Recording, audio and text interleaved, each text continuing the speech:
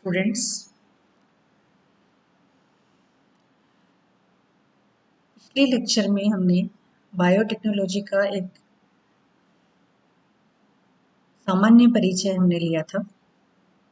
आज हम सामान्य परिचय लेंगे प्लांट टिश्यू कल्चर या पादप ऊतक संवर्धन का। कोशिका सिद्धांत या सेल थ्योरी के अनुसार प्रत्येक जीव कई यूनिट्स से मिलकर बना होता है, जिन्हें हम कोशिकाएं कहते हैं। और जो कोशिकाएं विभाजन करके स्वयं की प्रतिकृति या स्वयं की कॉपी बनाती है, ये जो है ये सेल थ्योरी है जो स्लाइडेन एंड शॉन ने दिया था। इसी आधार पर ऊतक संवर्धन तकनीक का विकास हुआ, प्लांट टिश्यू कल्चर तकनीक का विकास हुआ। प्लांट टिश्यू कल्चर या कल्चर इन विट्रो कल्चर एक ऐसी तकनीक है जिसमें पादप कोशिकाओं, ऊतकों अथवा पादप अंगों को आर्टिफिशियल कल्चर मीडियम पर एसेप्टिक एवं कंट्रोल्ड कंडीशन में कल्चर किया जाता है। तो क्या है ऊतक संवर्धन? क्या है? एक ऐसी टेक्निक है जिसमें हम प्लांट सेल्स को ले सकते हैं, प्लांट टिश्यूज को ले सकते हैं और प्लांट ऑर्गन्स को ले सकते हैं। उनका हम आर्टिफिशियल कल्चर मीडियम पर लेबोरेटरी में एसेप्टिक कंडीशंस एवं एसेप्टिक एवं कंट्रोल्ड कंडीशन में हम उसका कल्चर करते हैं। तो इस प्रकार की तकनीक को हम कहते हैं प्लांट टिश्यू कल्चर।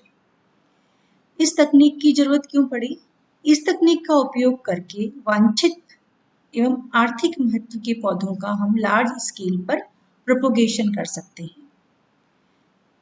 इसके अतिरिक्त कुछ जो लुप्त जो हमारे काम की हैं प्रजातियां और वो लुप्त होती जा रही हैं, उनको भी हम टिश्यू कल्चर के माध्यम से बचा सकते हैं। कोशिका संवर्धन या सेल कल्चर में एक सिंगल सेल के द्वारा हम पूरा प्लांट प्राप्त कर सकते हैं, जबकि टिश्यू कल्चर एक बहुकोशिकीय संवर्धन है, बहुकोशिकीय कल्चर है जिसमें ऊतक ग्रुप ऑफ सेल्स या एक्सप्लांट कर्तोत्तक हिंदी में कहते हैं, या एक्सप्लांट को ठोस या तरल संवर्धन माध्यम पर कल्चर किया जाता है। तो फर्क क्या है? सिंगल जो कोशिका संवर्धन है सेल कल्चर में हम एक कोशिका को लेते हैं, एकल कोशिका से हम पूरा पादप प्राप्त करते हैं, जबकि टिश्यू कल्चर में हम क्या करते हैं? हम एक्सप्लांट लेते हैं जो कि एक प्लांट पार्ट होता है और उसको हम सॉलिड या लिक्विड जो हमारा कल्चर मीडियम है उस पर हम कल्चर करते हैं। तो पादप का वह भाग जो संवर्धन के लिए प्रयुक्त किया जाता है कर्तोत्तक कहलाता है, एक्सप्लांट कहलाता है। इसके अतिरिक्त ऊतक संवर्धन के लिए पादप अंग जैसे भ्रूण, बीजांड या प्रोटोप्लास्ट का भी उपयोग किया जाता है। इनको लेने का जो पर्पस होता है वो भी अलग होता है। फिर कि हम भ्रूण क्यों लेते हैं या हम बीजांड क्यों लेते हैं या हम जीवद्रव्य क्यों लेते हैं, इनका हमारा पर्पस अलग अलग होता है, उनका पर्पस अलग होता है। उचित संवर्धन माध्यम पर कर्तोत्तक से विभाजन द्वारा असंख्य कोशिकाओं की संहति विकसित होती है, जिसे कैलस कहते हैं। जब हमारा जो कल्चर मीडियम है उस पर जब हम इसको जो एक्सप्लांट है, जो कर्तोत्तक है, इसको हम जब उसको वहाँ पे हम ट्रांसफर कर देते हैं तो इससे यहाँ पर कोशिका विभाजन होता है, इस कर्तोत्तक की कोशिकाओं में विभाजन होता है और उससे असंख्य कोशिकाओं का एक हमें मास मिलता है, मास ऑफ सेल्स मिलता है, जिसे हम कैलस कहते हैं। और वो अंत में एक संपूर्ण प्लांटलेट में विकसित होता है। आगे जाके वो एक पूरा प्लांटलेट बनाता है जिसको हम पादपक कहते हैं, प्लांटलेट में विकसित होता है। पादप संवर्धन के दौरान बनने वाली अविभेदित कोशिकाओं की संहति को हम कहते हैं callus. Undifferentiated mass of cells को हम कहते हैं कैलस। तो इस प्रकार से अभी हमने जो ये ऊपर जो हमने ये जनरल जो डिस्क्रिप्शन हमने लिया है, इसमें हमारे पास 3-4 टर्म्स आई हैं। सबसे पहले हमारे पास टर्म आई है सेल थ्योरी, जिसके अनुसार प्रत्येक जीव जो है वो कई यूनिट्स से मिलकर बना होता है, जिनको हम सेल्स कहते हैं, और हर सेल में अपने आप को डिवाइड करने की एक शक्ति होती है, जिससे वो अपनी बहुत सारी कॉपीज बनाती है। इसके बाद हमें चाहिए आर्टिफिशियल कल्चर मीडियम। एक टर्म आई हमारे पास आर्टिफिशियल कल्चर मीडियम, जिसको कि हम आर्टिफिशियली तैयार करते हैं कल्चर मीडियम को। फिर हमारे पास एक टर्म आई सेल कल्चर, जिसमें कि हम एक कोशिका का कल्चर करके और उससे हम पूरा प्लांट बनाते हैं। दूसरी टर्म आती है टिश्यू कल्चर, जिसमें हम ग्रुप ऑफ सेल्स को लेते हैं, और वो सेल्स जो है वो ग्रुप ऑफ सेल जो है वो क्या कहलाता है, ऊतक या कर्तोत्तक कहलाता है, वो एक्सप्लांट कहलाता है। और इसके बाद में हमारे पास अगली जो टर्म आई है वो आई है कैलस। कैलस क्या है, जब कर्तोत्तक जो है जिसको हम संवर्धन माध्यम पर जब हम उसको डाल देते हैं और उसमें सेल डिवीजन होता है उसकी कोशिकाओं में, तो हमें एक अनडिफरेंशिएटेड मास ऑफ सेल्स मिलता है, जिसमें अभी सिर्फ सेल्स हैं जो डिफरेंशिएटेड नहीं है कि कौन सी सेल कौन सा पार्ट बनाएगी प्लांट का, उसको हम क्या कहते हैं, कैलस। स्वान ने कोशिका सिद्धांत में बताया था कि किसी भी जीव की व्यक्तिगत कोशिकाएं टोटीपोटेंट होती हैं, पूर्ण शक्त होती हैं। अब हम थोड़ा सा इसकी हिस्ट्री में जाते हैं। अलग अलग वैज्ञानिकों ने अपना अपना जो काम किया उन्होंने उसका हमारे इसमें टिश्यू कल्चर में जो है उनका क्या योगदान रहा, उसके लिए हम थोड़ा सा इसकी हिस्ट्री में जाते हैं। सर्वप्रथम पूर्ण शक्तता टोटीपोटेंसी को सिद्ध करने के लिए जर्मन वनस्पति शास्त्री गॉटलिब हेबरलैंड ने ये अवधारणा प्रस्तुत की कि सामान्य कोशिका से संपूर्ण पादप विकसित किया जा सकता है। उन्होंने लीफ पैलिसेड टिश्यू की कोशिकाओं को कृत्रिम माध्यम पर कल्चर किया। हालांकि इस कार्य में उन्हें सफलता तो नहीं मिली, लेकिन इस पे कार्य करने के लिए हमें एक दिशा मिल गई। इसके बाद व्हाइट ने 1934 में कल्चर मीडियम का एक कॉम्पोजिशन दिया, जो कि हमारे लिए बहुत जरूरी था। सबसे पहले तो ये जरूरी था कि सेल्स में ये सिद्ध हो जाए कि सेल्स में टोटीपोटेंसी होती है। फिर ये मिले कि उसको हम जो टोटीपोटेंट सेल है उसको हम किस माध्यम पे ग्रो करें। तो व्हाइट ने सर्वप्रथम हमें जो है संवर्धन माध्यम का कंपोजिशन दिया। इसके बाद में गॉथरेट, व्हाइट एवं नोबेकॉट ने उपयुक्त संवर्धन माध्यम पर कई सारे पादपों का संवर्धन किया, जैसे कि टमाटर, गाजर, तंबाकू इत्यादि। और एक और जो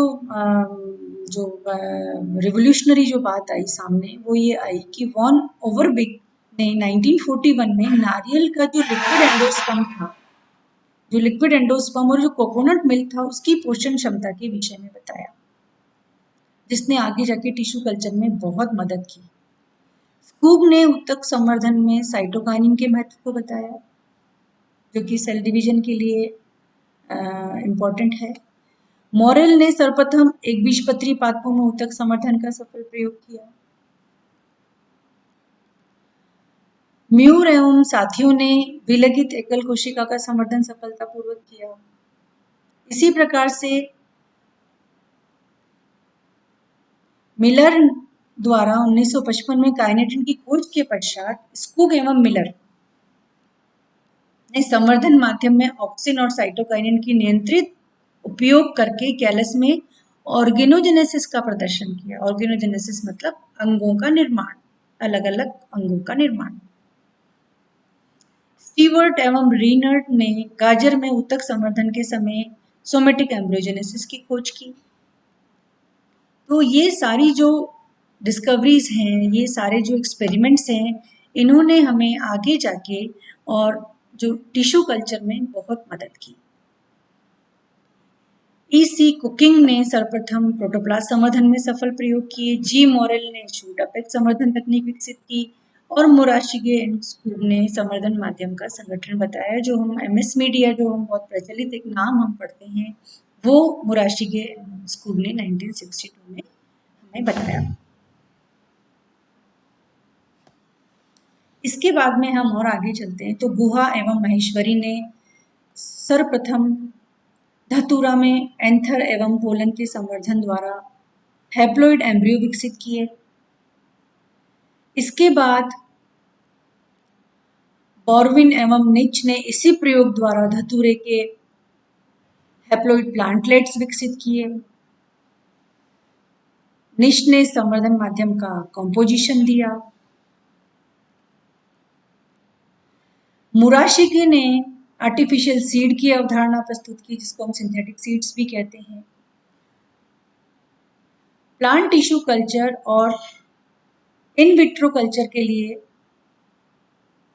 प्रयोगशाला में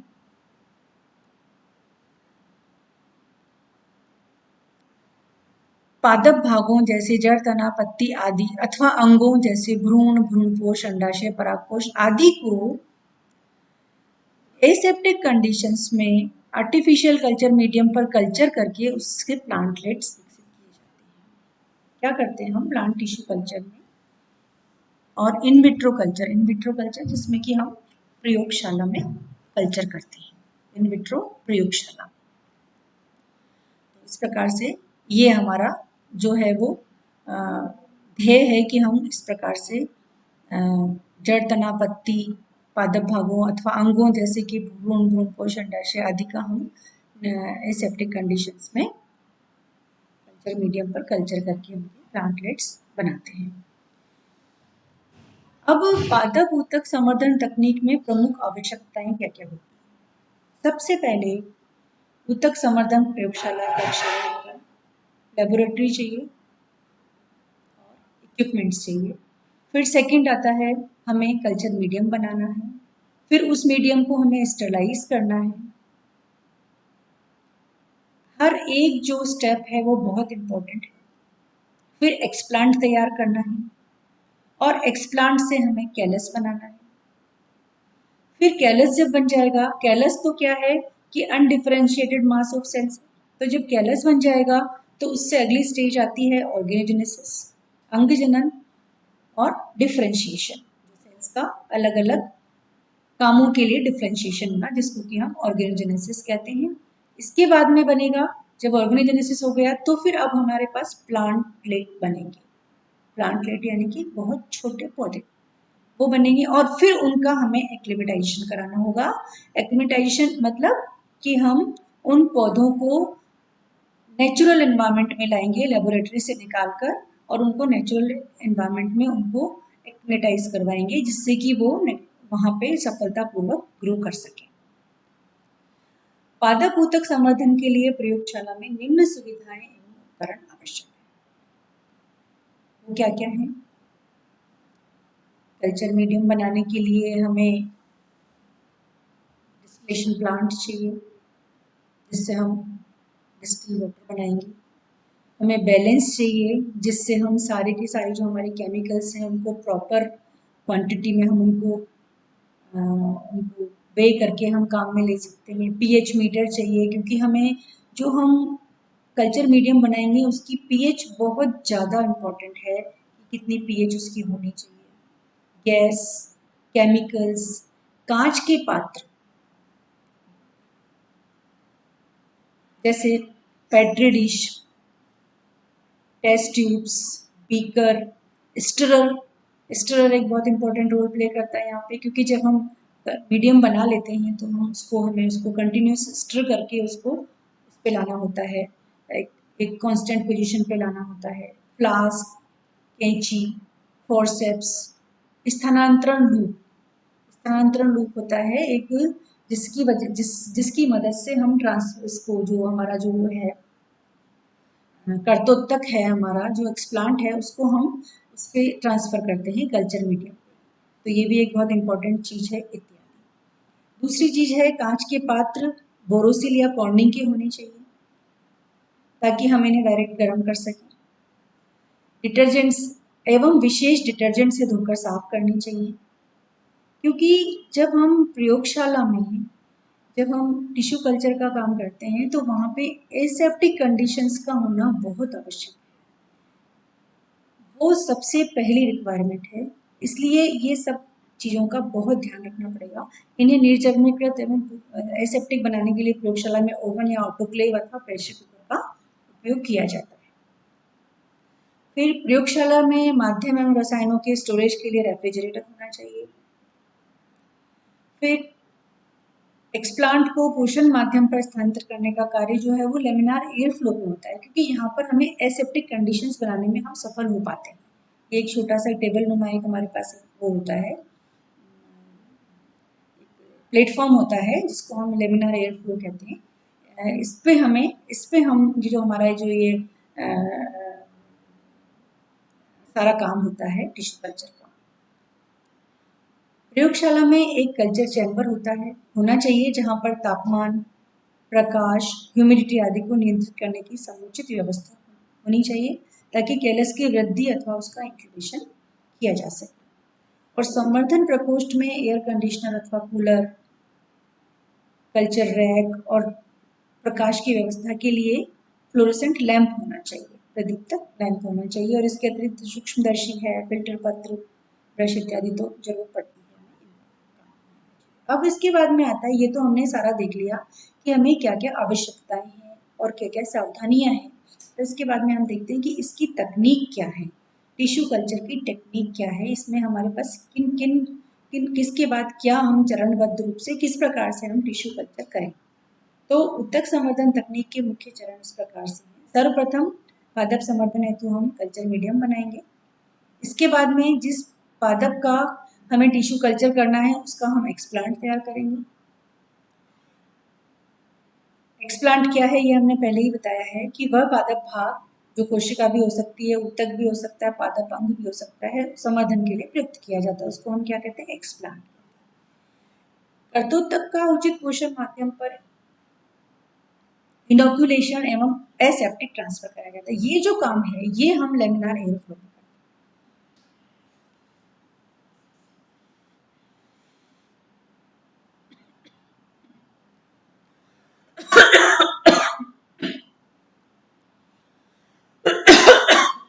इसके बाद संवर्धन या कल्चर का नियंत्रित परिस्थितियों में इंक्यूबेशन कराया जाता है और कुछ समय बाद इन्हें न्यूट्रिएंट मीडियम पर सब कल्चर करना आवश्यक है, क्योंकि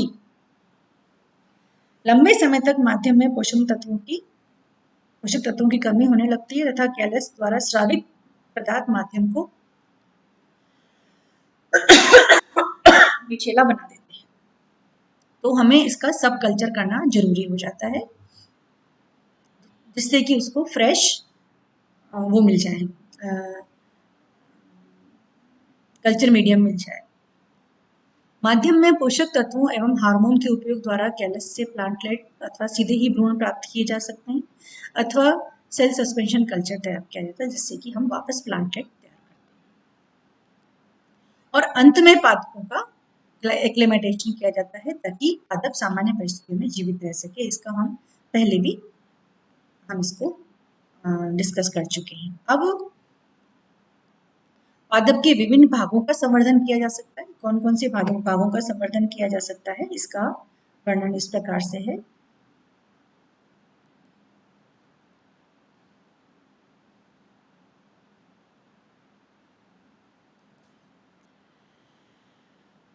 टिश्यू कल्चर,